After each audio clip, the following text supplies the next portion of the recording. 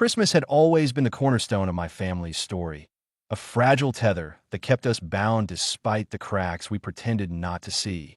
In our little Ohio town, where the winters draped everything in a thick, quiet snow, the holiday was a ritual as dependable as the seasons. Mom in the kitchen, her hands dusted with flour and her voice sharp with instructions. Dad parked by the fireplace with his bourbon and his gruff tales, and my older sister, Claire, sweeping in late with a bottle of cheap wine and a flimsy excuse about traffic or weather or whatever she'd concocted that day.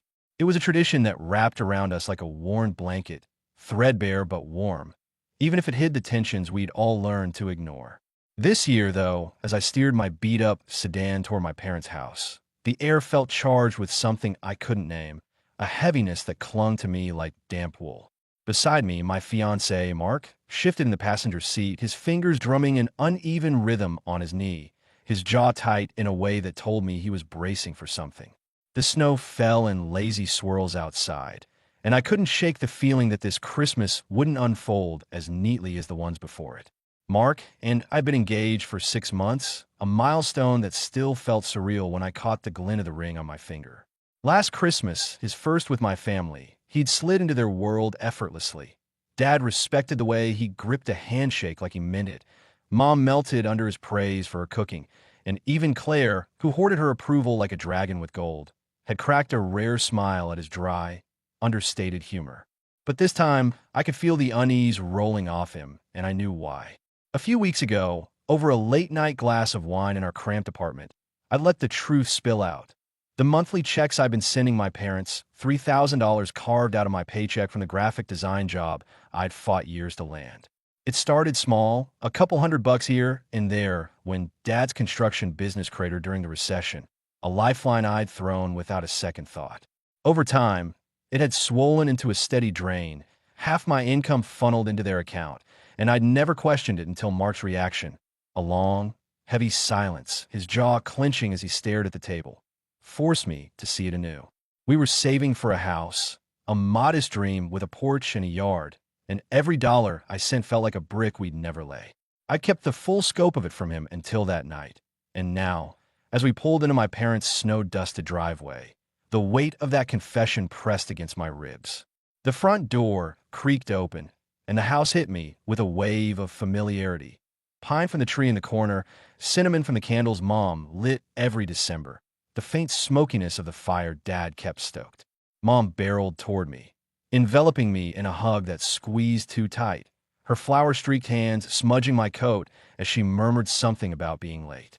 Dad lumbered over, clapping Mark on the shoulder with a gravelly, "Good to see you, son," his eyes flicking to me with a nod that felt more like appraisal than welcome. Claire wasn't there yet, her absence a predictable void. Mom, filled with nervous glances toward the window, and we shed our coats, settling into the living room where the fire snapped and popped like a restless guest. Dad launched into a story about a client who'd stiffed him on a deck rebuild, his voice booming over the crackle of the logs, and I sipped the mulled wine Mom pressed into my hands, nodding along as I always did. Mark sat beside me on the sagging couch, his smile tight, his fingers tracing the rim of his glass, and I wondered if he was counting the cost of every trinket in the room. The garland strung across the mantel, the ornaments Mom bought every year, against the money I'd been bleeding out. Dinner came together in a flurry of chaos and noise, the kitchen a battlefield of clattering pots and Mom's barked orders. She'd outdone herself this time. A roast ham glazed with honey and cloves, its edges crisped to a perfect golden brown, mashed potatoes whipped so smooth they practically dissolved, green bean casserole with slivers of almonds that Mark swore beat his grandma's hands down, and a basket of rolls still steaming from the oven. The dining table was a patchwork of mismatched chairs, the same wobbly set we'd crammed around since I was a kid, and for a while, it felt like the Christmases of my memory, loud, messy, comforting. Claire burst in just as we passed the rolls, her coat dusted with snow, her laugh too loud as she apologized for the god-awful roads. She flung her jacket over a chair and slid in her spot across from me, diving into the chatter like she'd never been gone. Dad grumbled about lumber prices spiking. Mom peppered Claire with questions about her latest boyfriend, a bartender this time, apparently, and I played my usual role, smoothing the edges of their bickering with nods and smiles. Mark stayed quiet, his fork moving deliberately through his plate, and I caught his eyes on me whenever the conversation brushed against money or plans, little darts of scrutiny that made my stomach twist. Dessert arrived with Mom's pecan pie, the crust flaky and the filling a sticky dance of caramel and nuts. And with it came the moment I'd been dreading. Dad set his fork down with a slow, deliberate clink, the kind of sound that hushed the room like a judge's gavel. "Lydia," he said, my name landing heavy. "Your mom and I've been talking. With everything going up, groceries, gas, the damn truck needing a new transmission, we're thinking it's time to bump up what you've been sending us." He didn't look at me, just stared at his plate, his words a decree carved in stone. Mom nodded, her hands fidgeting with her napkin until it was a twisted mess, and Claire piped up, quick and casual. "Yeah, LYD, you're doing awesome at work, right? You can swing a little extra." The air thickened, the fires crackle, a faint heartbeat in the silence. Mark's hand froze on his glass, his knuckles whitening, and I felt my pulse thudding in my throat, a knot of fear and resolve tightening with every second. I'd rehearsed this 100 times in my head, lying awake beside Mark as the streetlights bled through the blinds. But now, with their eyes on me, the words stumbled out raw and unpolished. "Actually," I said, forcing myself to sit taller, "I've been meaning to talk about that. With the wedding coming up and the house we're trying to buy, I can't keep sending $3,000. Starting next month, it'll be $1,500. The room went still, a frozen snapshot of shock and fury. Dad's face darkened, a storm cloud rolling in, and Mom's fork clattered against her plate as her hand trembled. Claire let out a sharp, disbelieving laugh that didn't touch her eyes. "You're joking, right?" she said, leaning forward. "You can't just cut us off like that. We need that money, Lydia." Dad's voice rumbled low, dangerous, each word a hammer strike. "We've relied on you, girl. You don't get to pull that out from under us because you've got a ring now." Mom's eyes welled up, her voice soft but barbed. "I thought you cared about your family." Mark's hand slipped under the table, finding mine, his grip steady and warm against my clammy palm, and it was the only thing keeping me from unraveling. I took a breath, my heart slamming against my ribs. "I'm not cutting you off," I said, meeting Dad's glare head on. "I'm adjusting. I've got my own life to think about now, my own family to build." The word family hung there, sharp and untested, a line drawn in the sand. Claire's eyes narrowed, her mutter about Mark turning me selfish barely audible over Mom's choked sob. Dad shoved back from the table, his chair screeching against the hardwood. "Maybe you ought to think hard about what family really means," he said, his tone a blade that cut deeper than I'd expected. Mom stood abruptly, gathering plates with a muttered, "Ungrateful kids these days," and the weight of their disappointment pressed down like a physical thing. I didn't argue. Mark and I grabbed our coats, the pie still steaming on the table, and walked out into the snow, the door slamming shut behind us with a finality that echoed in my bones. The drive home was a blur of swirling flakes and dim headlights, Mark's hand resting on my thigh as I gripped the wheel too tight. My mind looped through the scene. Dad's thunderous glare, Mom's glistening tears, Claire's sneer, each frame slicing deeper into the soft parts I tried to shield. When we got to our apartment, I collapsed onto the couch, the Christmas lights blinking mockingly from the corner, their cheer a cruel contrast to the hollow ache in my chest. Mark sat beside me, his voice low but firm. "You did the right thing, LYD. They've been leaning on you too damn long." He didn't stop there. He laid it bare, peeling back the years I'd spent blind. He talked about Mom's late-night calls, her voice trembling with tales of bills and breakdowns, always ending in a wire transfer. He brought up Claire's loans for car repairs that somehow turned into new boots or concert tickets, never repaid. He reminded me of Dad's lectures on duty, his gravelly sermons about blood and sacrifice that never once thanked me for the pieces I'd carved out of myself to keep them afloat. It was a mirror held up to a truth I'd dodged, and it burned because I couldn't deny it anymore. Sleep was a stranger that night, the streetlights casting slanted shadows across the ceiling as I lay awake beside Mark. His steady breathing was a lifeline, but it couldn't quiet the flood of memories.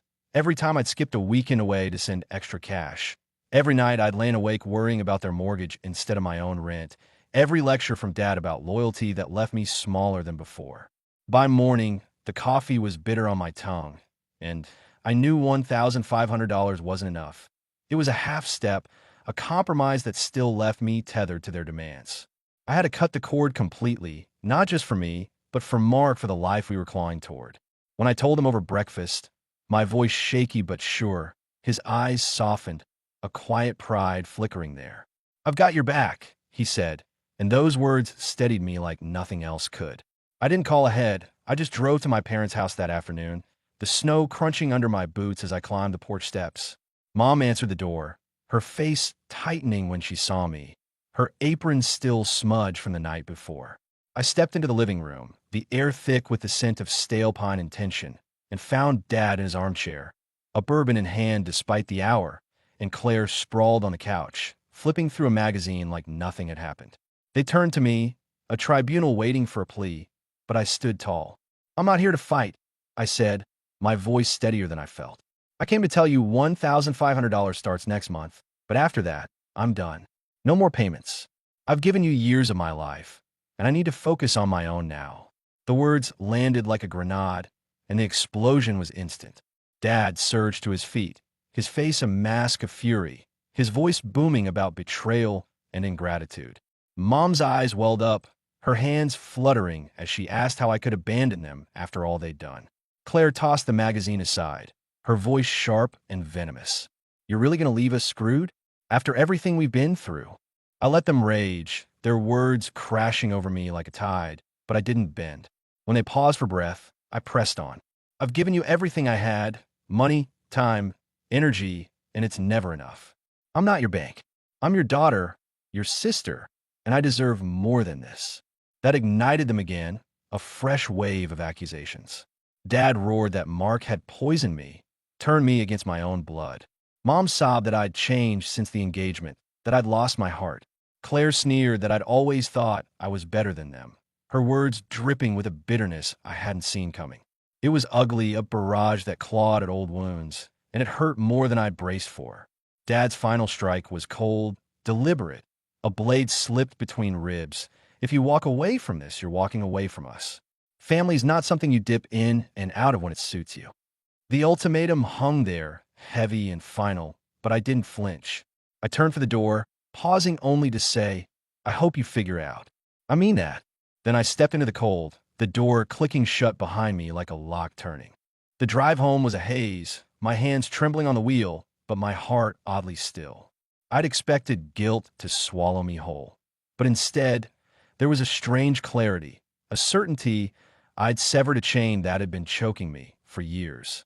When I got back, Mark was waiting, his arms pulling me into a hug that smelled of coffee and sawdust from the shelf he'd been building. "You're tougher than you know," he said, and we spent the night on the couch with takeout, the TV flickering with some mindless holiday rerun. My phone buzzed. Claire's text, "You're dead to me," but I deleted it without a second thought. The ties were fraying, snapping one by one, and I wasn't reaching to knot them back together. The fallout came swift and brutal. By New Year's, my family had turned Facebook into a war zone, their posts a barrage of veiled attacks that screamed my name without spelling it. Mom's status, "Some kids forget who raised them, who sacrificed everything," racked up dozens of likes and teary emojis from cousins I hadn't seen in years. Dad's cryptic "blood don't mean what it used to" sparked a thread of "so sorry" and "what a shame" from old neighbors and church friends.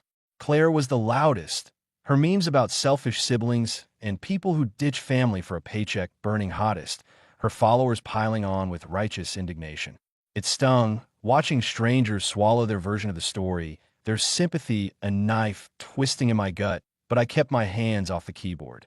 Mark urged me to block them, his voice tight with frustration, but I couldn't. Not yet. Part of me needed to see how far they'd stretch the lie, how deep their resentment ran. Then Uncle Ray called, Dad's younger brother, the one who'd always hovered on the edges of family gatherings with a quiet smile and a beer. His voice was rough but warm, cutting through the static of my thoughts.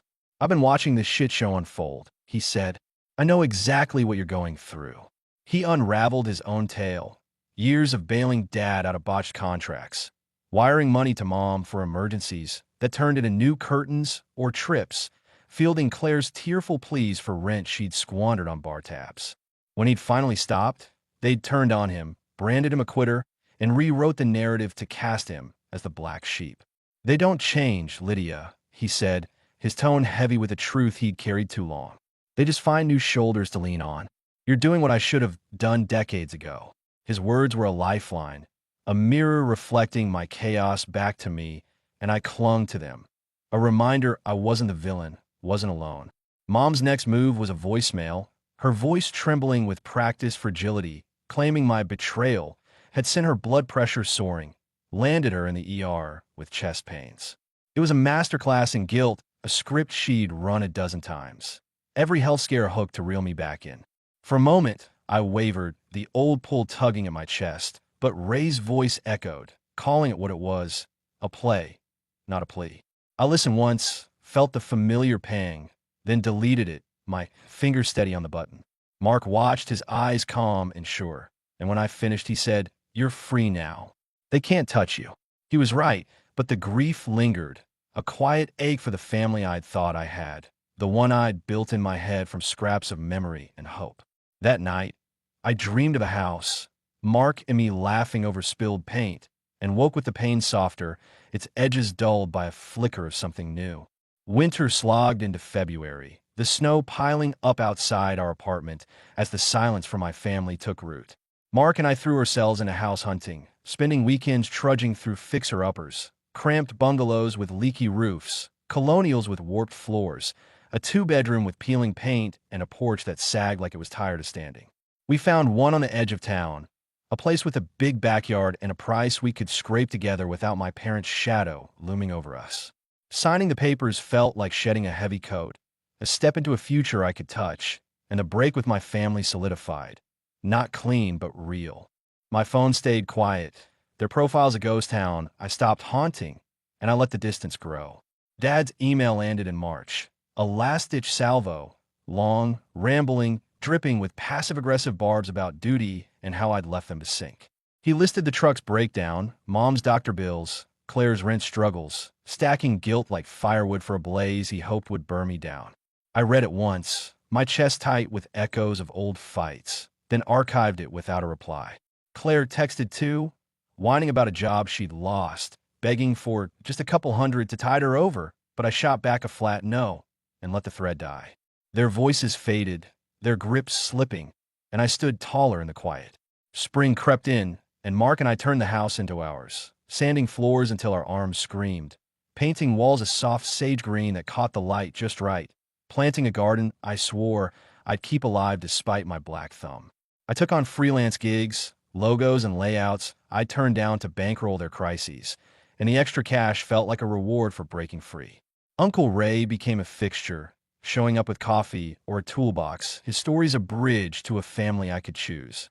He'd sit on the porch with us, Rusty, our scruffy mutt with a limp and a bark, sprawled at his feet, and tell me about Dad's stubborn streak, Mom's knack for turning tears into leverage, Claire's endless cycle of chaos.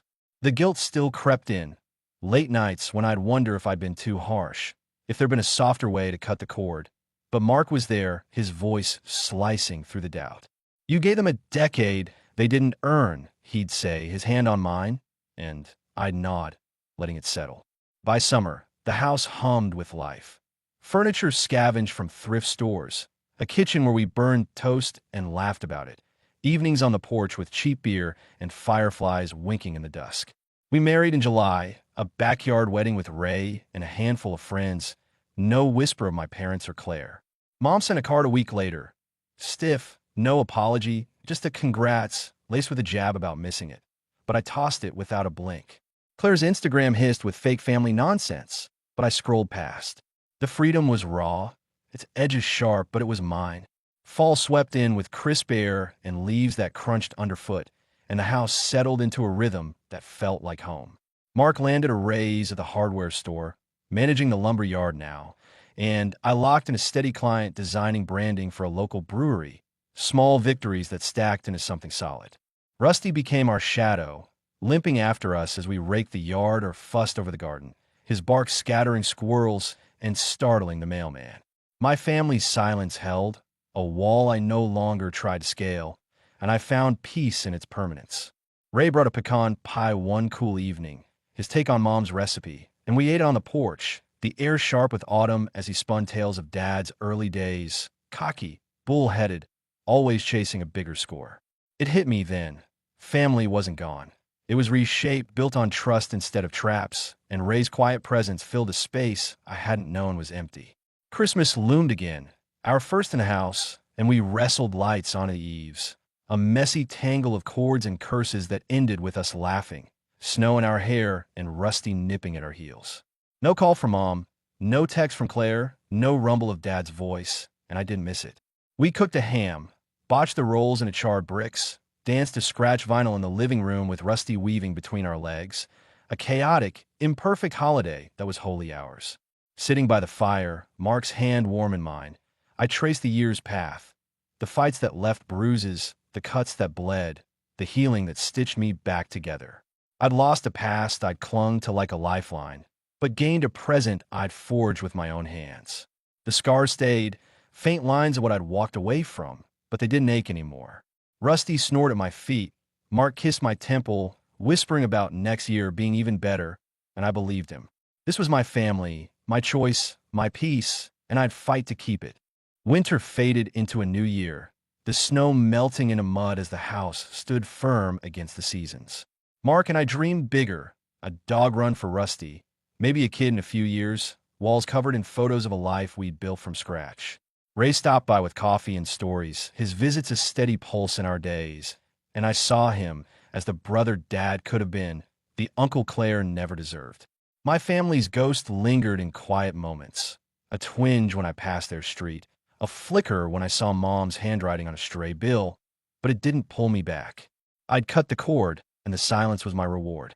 Spring bloomed, the garden sprouting despite my doubts, and I took on more clients, my designs popping up on beer cans and shop signs around town. Mark traded shifts for weekends, and we'd drive out to the lake, Rusty sprawled in the back seat, the world wide and open beyond the windshield. Christmas came again, quieter this time, lights strung neater, rolls only slightly singed, a tree we'd chopped ourselves leaning in the corner. We sat by the fire, Mark's arm around me, Rusty's head in my lap, and I felt the weight of it all, not a burden, but a foundation. The past was a story I'd survived, its chapters closed, and the future was a blank page I'd write on my terms. This was home, this was enough, and I'd never let it slip away. This is the story, full of emotions, difficult decisions, and finding your own path. Viewers, what do you think? What would you do in a heroine's place?